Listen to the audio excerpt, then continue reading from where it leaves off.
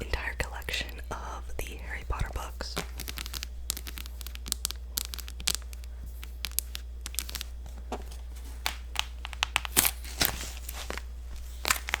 It's so heavy, guys.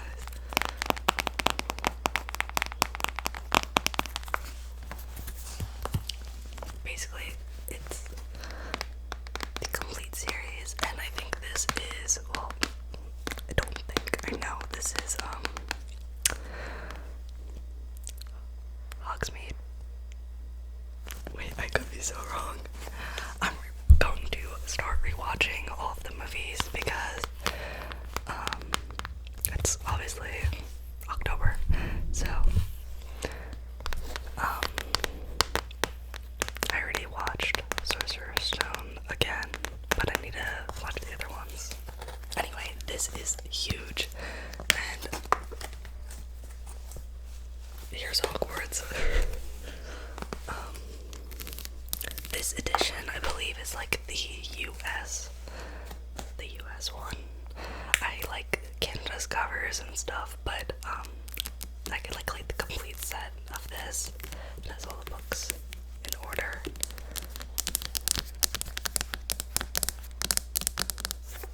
Okay. I was just going to read like a random page.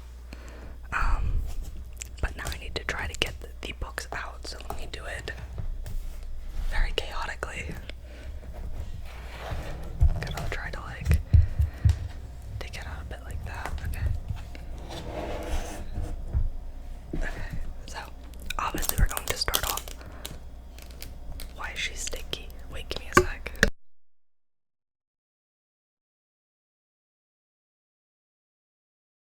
Okay. So we're starting off with the Sorcerer's Stone. Harry Potter and the Sorcerer's Stone. I know that in the UK version they call it the Philosopher's Stone, but this is the cover. So it's Harry, Hedwig, and Hagrid. I don't know why it's like this. I don't know if you guys can tell. There's like a random square right here. I haven't read these in so long, but I found all of my books recently, so I have all of them. If you guys want, I can do like a whole like book tour.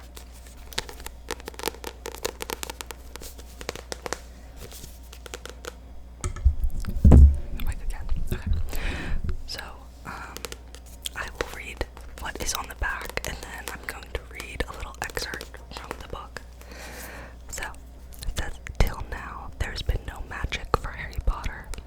He lives with the miserable Dursleys and their abominable son, Dudley. Harry's room is a tiny closet beneath the stairs, and he hasn't had a birthday party in 11 years. But then, a mysterious letter arrives by owl messenger. A letter with an invitation to an incredible place called Hogwarts, a school of witchcraft and wizardry. And there he finds not only friends flying sports on broomsticks and magic and everything from glasses to meals, but a great destiny that's been waiting for him, if Harry can survive the encounter."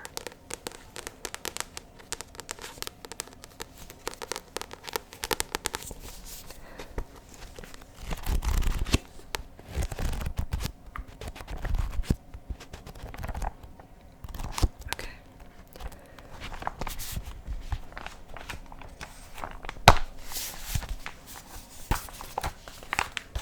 Okay, I flipped to a random page. It says Chapter 10, Halloween. "It's no wonder no one can stand her," he said to Harry as they pushed their way into the crowded corridor. "She's a nightmare, honestly." Someone knocked into Harry as they hurried past him. It was Hermione. Harry caught a glimpse of her face and was startled to see that she was in tears. "I think she heard you." "So," said Ron, but he looked a bit uncomfortable. "She must have noticed. She's got no friends." Hermione didn't turn up for the next class and wasn't seen all afternoon. On their way down,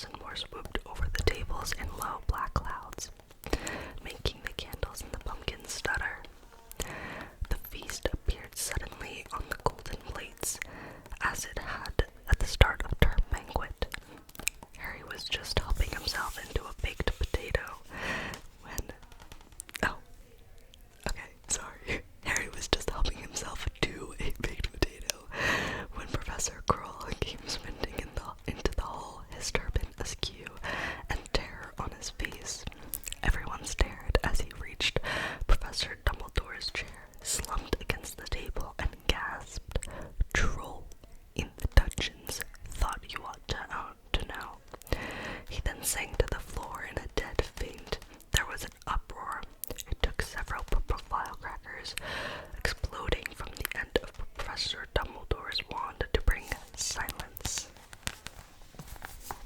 I really stuttered there. Anyway, I feel like I haven't read out loud in the longest time.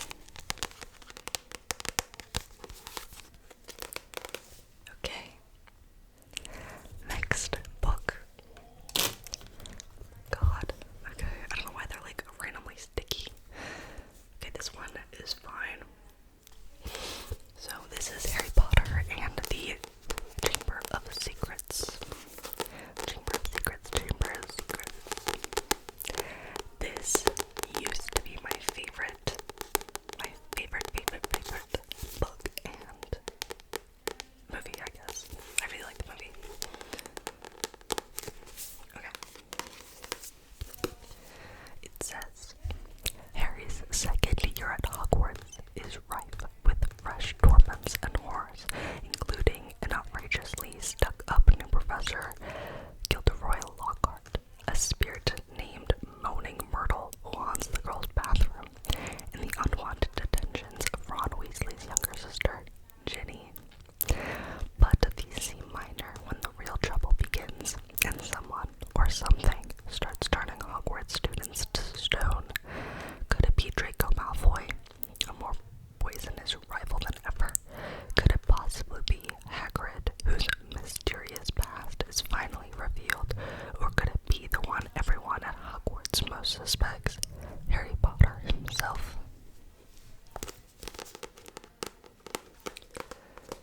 There is also a quote on the back, quote. And it says, this diary holds memories of terrible things, things that were covered up, things that happened at Hogwarts School of Witchcraft and Wizardry.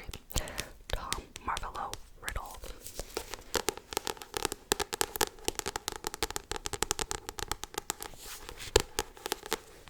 This is the cover. It is this house with Harry and Ron in the backseat of the flying car. And then Hedwig.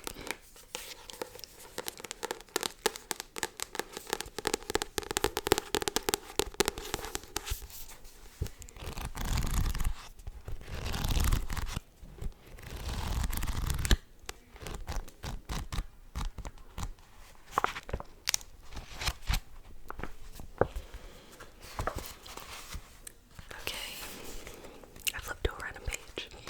Chapter 7, Mudbloods and Murmurs. Ron gulped.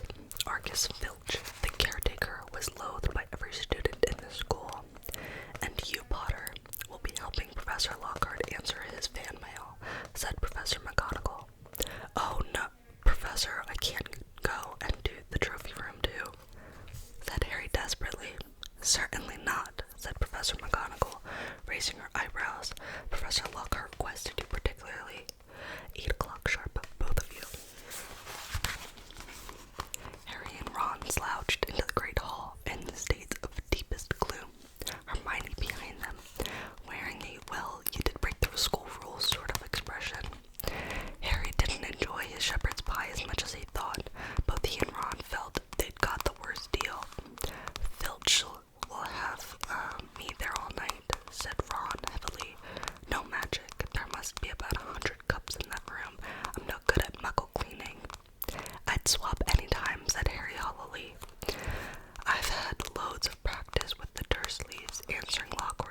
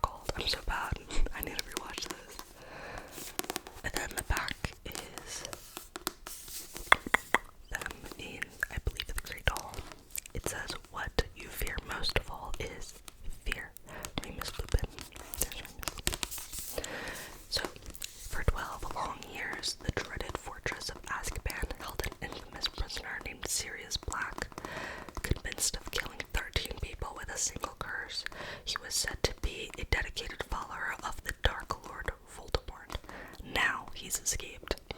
And the Azkaban guards heard Black muttering in his sleep, "He's at Hogwarts, he's at Hogwarts. Is he coming for Harry?" Harry Potter isn't safe, not even within the walls of his magical school, surrounded by his friends, because on top of it all, there may be a traitor in their midst.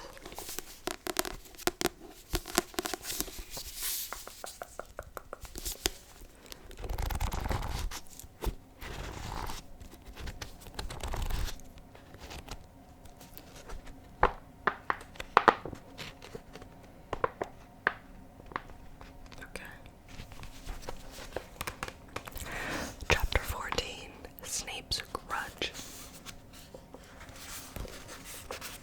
He tells me that he was up by the Shrieking Shack when he ran into Weasley, apparently alone. Still, Harry didn't speak. Mr. Malfoy states that he was standing, talking to Weasley, when a large amount of mud hit him in the back of the head. How do you think that could have happened? Harry tried to look mildly surprised. "I don't know, Professor." Snape's eyes were boring into Harry's. It was exactly like trying to stare down a hippogriff. Harry tried hard not to blink. Mr. Malfoy then saw an extraordinary apparition.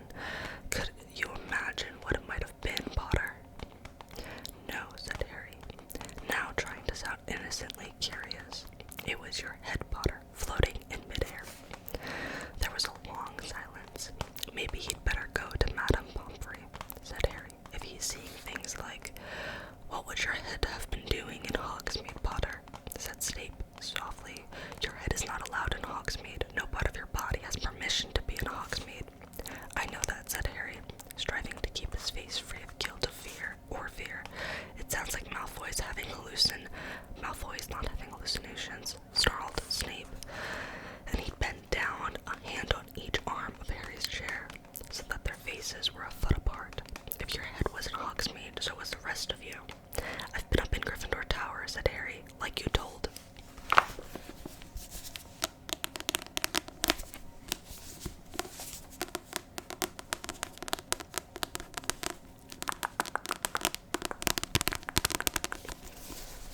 Okay.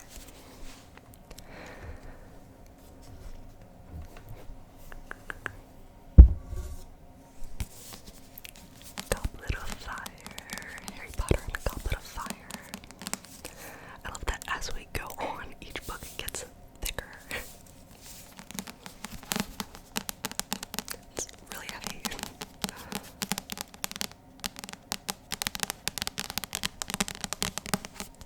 Okay. It matters not what someone is born, but what they grow to be. Albus Dumbledore. So, the front is Harry fighting the dragon during the competition. And then this is the back. So, Harry Potter wants to get away from the promiscuous Dursleys. Yeah, I guess so. I don't know. Dursleys, and go to the Quidditch World Cup with Hermione,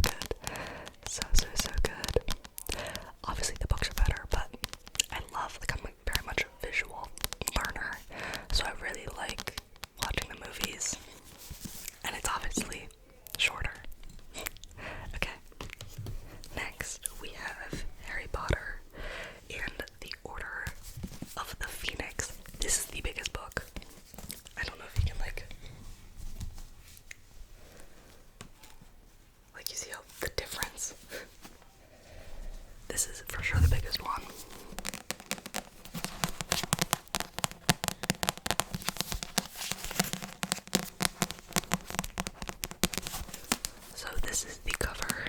It is Harry on a dragon. There's Hogwarts. And I believe that is Hermione and Ron. A little hard to see, but...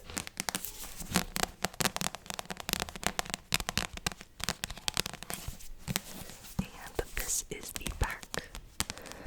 It is them in the room. Okay. We're coming with you, Harry. Neville Longbottom. Just gonna try to lower it down a bit because there is background noise. I am filming during the daytime, so everybody is home and they're all working. But yeah. Okay.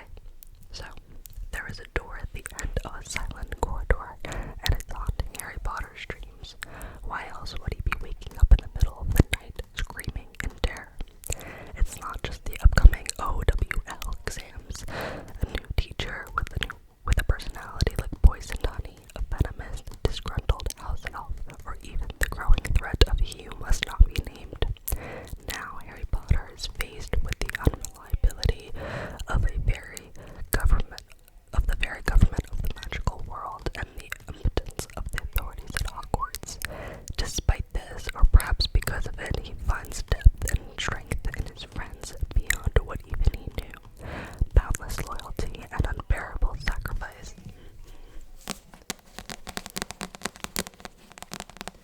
I am really sorry you guys hear background noise.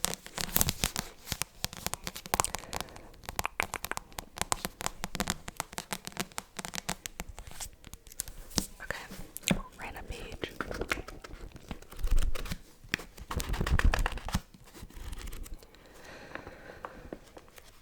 Okay, I don't want to do this one. I want to go towards the beginning. Okay.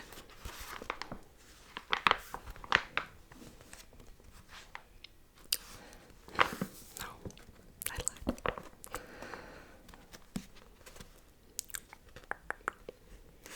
Okay. Chapter 28, Snape's Worst Memory. Harry walked the remaining few feet to the pensieve and stood over it, gazing into its depths. He hesitated, listening, then pulled out his wand again. The office and the corridor beyond were completely silent.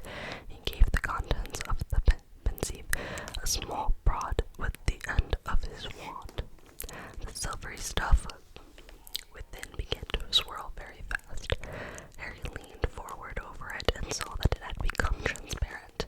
He was once again looking down into a room as though through a circular window in the ceiling. In fact, unless he was much mistaken, he was looking down upon the great hall. His breath was actually fogging the surface of Snape's thoughts. His brain seemed to be in limbo.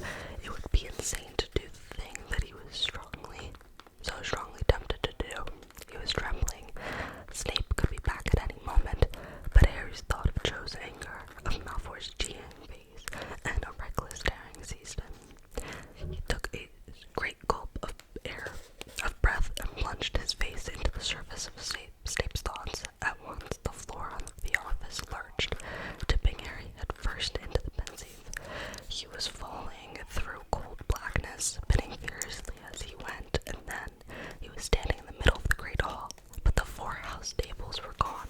Instead, there were more than 100 smaller tables, all facing the same way, at each of which sat a student, head bent low, scribbling on a roll of parchment. The only sound was the scratching of quills and the occasional rustle as somebody adjusted their parchment.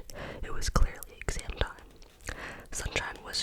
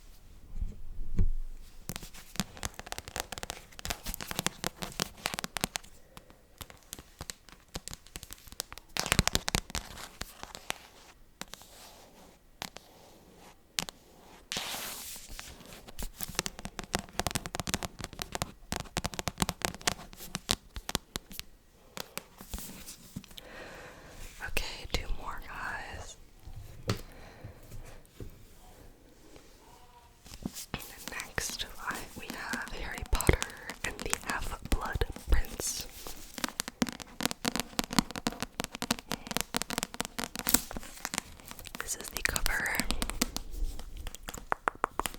Harry Potter and Dumbledore. And this is the back again, Harry Potter and Dumbledore, but this time it's inside here, Dumbledore's office. When you have that last piece of the jigsaw, everything will, I hope, be clear. Albus Dumbledore. The war against Voldemort is not going well. Hermione scans the pages of the Daily Prophet, reading out terrible news. Dumbledore is absent from Hogwarts for long stretches of time, and yet, as in all wars, life goes on. Sixth-year students learn to operate, and lose a few eyebrows in the process.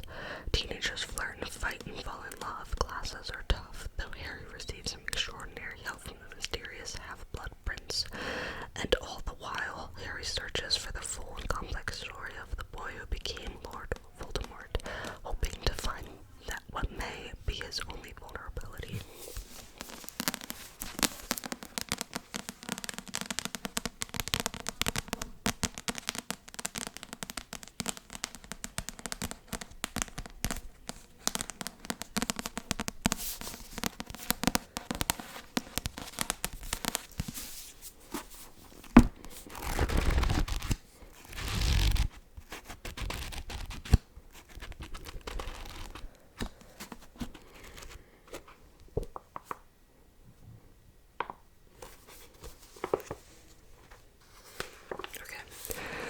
Chapter 17, Eve's sluggish memory. What do you mean, no? There's a new password, she said, and please don't shout. But we've been away. How are we supposed to? Harry, Ginny.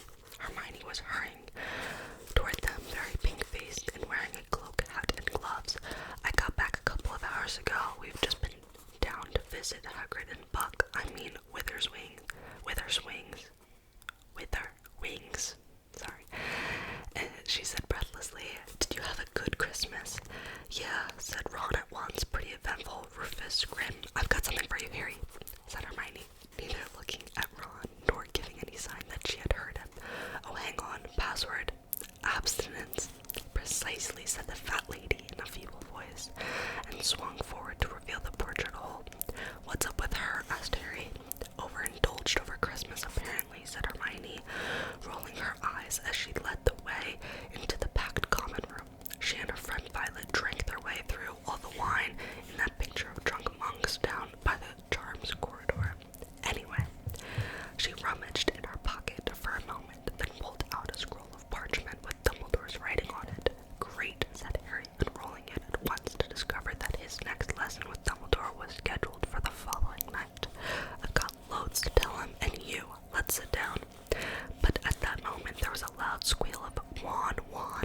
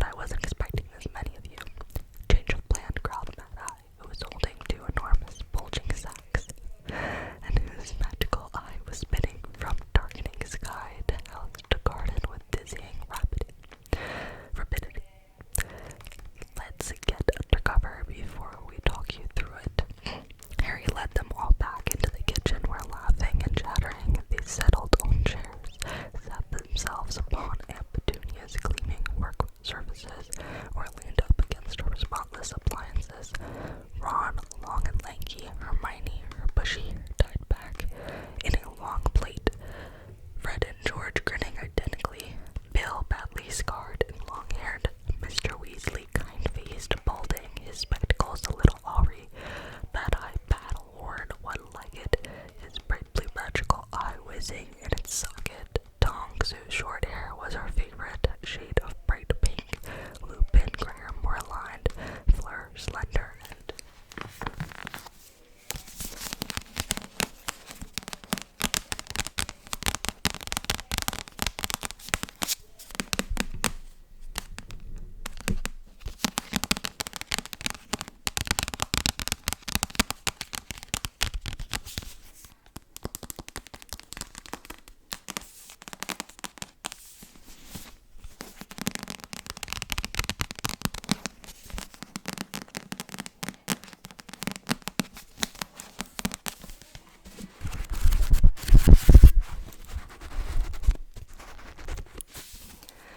anyway, guys, that was my entire Harry Potter collection.